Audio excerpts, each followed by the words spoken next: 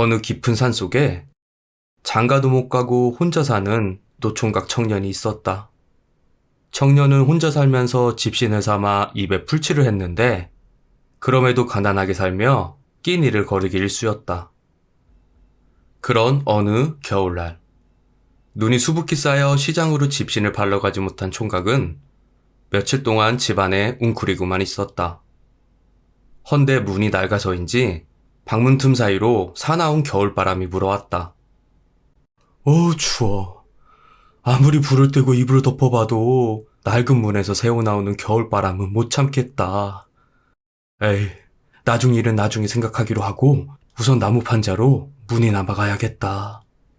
청년은 나무 바닥을 고치려고 놔둔 나무 판자를 가져와 문에 못질을 했다. 그러고 나니 방 안은 한결 따뜻해졌고 그 때문인지 노곤노곤하게 잠이 오기 시작했다. 그리하여 총각은 자신도 모르는 사이 잠시 졸았는데 벼랑간 들려온 쾅 소리에 깜짝 놀라 잠이 깼다. 앞을 보니 호랑이의 머리가 보였다. 눈 때문에 먹이를 구하지 못한 호랑이는 결국 집 안으로 들어와 총각을 잡아먹으려고 했는데 나무 판자로 막아둔 덕에 더 들어오지 못하고 머리가 끼어버린 것이었다. 아이, 저 짐승놈의 새끼가? 총각은 깜짝 놀란 마음을 진정시키자마자 속에서 분노가 일었다. 날씨도 추워 죽겠는데 산짐승마저 자기를 괴롭히니 매우 화가 난 것이었다. 그리하여 못을 박을 때 썼던 망치를 주어 호랑이를 내리쳤다. 그리 몇 번이나 내리쳤을까? 호랑이는 얼마 안가 혓바닥을 축 늘어뜨리고는 눈을 감았다. 청년은 호랑이가 죽은 것을 확인하고는 날이 밝자마자 가죽을 벗겼다. 그리고 그것을 벼에 말려놓고 고기는 상하지 않게 눈 속에 묻어놓고 조금씩 베어 먹었다. 그렇게 며칠이 지나고 호랑이의 흔적을 찾아 돌아다니던 사냥꾼 하나가 청년의 집으로 와서 물었다. 여보게, 이 근방에서 호랑이 보지 못했나? 봤죠, 호랑이 녀석. 근데 그놈은 이미 전운 아래 묻힌 지 오래입니다. 설마 자네 혼자 그 큰 호랑이를 잡았단 말인가? 뭐 운이 따라주기는 했지만 저 혼자 이 망치로 때려 죽였습죠. 허허, 대단한 양반이구먼. 그렇다면 호랑이 고기는 이미 먹었을 테고 가죽은 아직 가지고 있겠지? 그럼요. 잘 때마다 깔아놓고 자는걸요? 얼마나 부드럽고 푹신한지. 그래? 그렇다면 그 호랑이 가죽을 내게 넘기게. 내 값은 후하게 쳐주겠네. 청년은 사냥꾼에게 호랑이 가죽을 팔았는데 받은 돈은 무려 청년이 집신 팔아버는 1년치의 금액보다 많았다. 난생 처음 많은 돈을 처음 만져본 청년은 눈이 휙 하고 돌아가서는 집신 삼는 일은 그만두고 앞으로 호랑이나 잡으러 다니기로 마음먹었다. 그리고는 호랑이를 때려잡은 망치 하나만 들고 길을 떠났다. 그날부터 호랑이를 잡으러 다니기 시작한 청년은 이산저산 옮겨다니며 호랑이를 찾아다녔는데 어느 날 산속에서 길을 잃었고 밤이 다 돼서야 겨우 초가집 한 채를 찾았다. 계십니까? 주인장 계십니까? 청년의 목소리에 안에서 주인으로 보이는 노인이 나와서 말했다. 무슨 일입니까? 산속에서 길을 잃어 하룻밤만 신세지려고 합니다. 아이고, 딱하기도 해라. 이 늦은 밤중에 고생이 많구려. 어서 안으로 들어오십시오. 노인은 청년을 데리고 안으로 들어가려고 했다. 그때 마침 숲속에서 앳돼 보이는 처녀가 나타났는데 그녀는 다짜고짜 노인의 앞으로 가 입을 열었다. 어머니, 아버지를 잡아먹은 그놈 어디 사는지 알아냈어요. 저 아래 동굴에 사는데 내일 바로 가서 단판을 짓겠습니다. 얘야, 안 된다, 안 돼. 만약 하나뿐인 너까지 그놈에게 잡아먹히면 나 혼자 어떻게 사니? 제발 진정하고 호랑이 잡는 것은 전문 사냥꾼에게 맡기자꾸나. 그때 잠자코 듣고 있던 청년이 말했다. 야, 어찌 이런 우연이 있을까? 이게 바로 하늘이 주신 운명인가 보. 자네들이 말하는 호랑이 사냥꾼이 여기 있소이다. 저로 말할 것 같으면 얼마 전 이 망치 하나로, 요거 하나로 사나운 호랑이를 때려 죽인 호랑이 전문 사냥꾼이라오.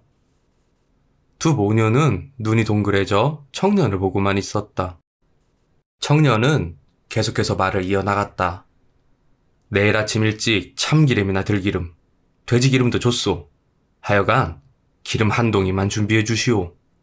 그리고 나를 호랑이로 사는 동굴로 안내해 주오. 그렇게만 해준다면 내가 대신해서 그 못된 호랑이를 잡아주겠소. 이윽고 다음 날이 밝았다. 처녀는 부엌에서 기름이랑 기름은 모조리 긁어모아 장독대에 담아 청년에게 주었는데 그는 우통을 벗고 그것을 몸에 덕지덕지 발랐다. 그리고 나서 처녀와 같이 호랑이가 사는 동굴로 향했다. 얼마나 걸었을까? 해가 중천쯤에 다다랐을 즈음 어느덧 두 사람은 호랑이가 자고 있던 동굴 앞에 도착했다. 청년은 처녀에게 숲풀 뒤에서 기다리라고 말한 다음 혼자 동굴 앞으로 가서 이놈의 큰 고양이 놈아! 내가 너를 죽이러 왔다! 라고 외쳤다. 하지만 자신감 있는 외침과는 다르게 청년은 동굴에서 나타난 대우에게 한 입에 꿀꺽 삼켜지고 말았다. 그것을 본 처녀는 울음을 터뜨리며 집으로 돌아갔다. 마침 집에서 초조하게 두 사람을 기다리고 있던 어머니는 처녀가 혼자 온 것을 보자 아이고, 내 남편 복수 때문에 엄한 사람이 죽었어. 라며 슬퍼했다. 두 모녀는 날이 밝는 대로 산 아래로 내려가 호랑이를 잡아줄 사냥꾼을 데려오기로 했다. 그러고는 일찍 잠자리에 들었는데 자정이 훌쩍 넘은 시간에 밖에서 들려오는 소리에 깜짝 놀라 일어났다. 이보시오.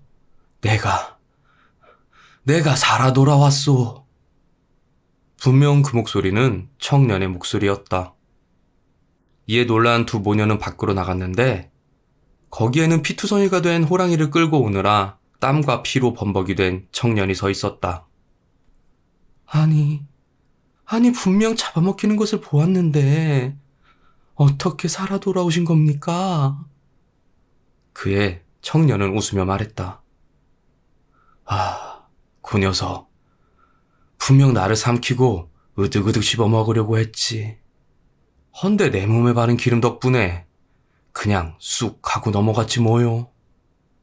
그리고 그렇게 호랑이의 뱃속으로 들어가서 사정없이 망치로 마구 내리쳤더만. 그놈이 대굴대굴 구르면서 나를 뱉으려고 발버둥 치는 거 아니겠소. 그러다가 그만 식도가 막혀 죽어버렸다오. 어떻소? 이만하면 참 엄청난 사냥꾼 아니오? 청년은 말을 끝내자마자 풀썩 쓰러지고 말았다. 처녀는 깜짝 놀라 그를 방으로 데려와 밤새도록 간호했고 잠에서 깨어난 청년은 그런 착한 마음씨를 가진 처녀에게 반해 그녀에게 청혼했다.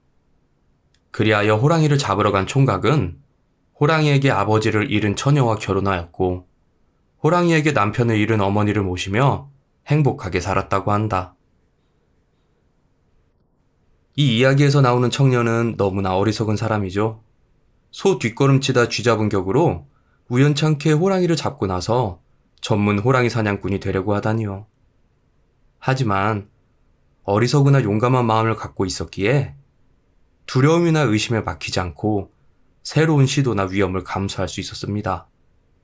그리하여 결국 미인을 얻게 되어 행복한 결혼 생활을 하게 되었죠.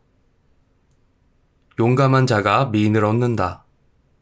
이 이야기에 나오는 청년에게 가장 어울리는 말이 아닌가 싶네요. 이상 달빛 이야기였습니다. 항상 행복하세요. 감사합니다.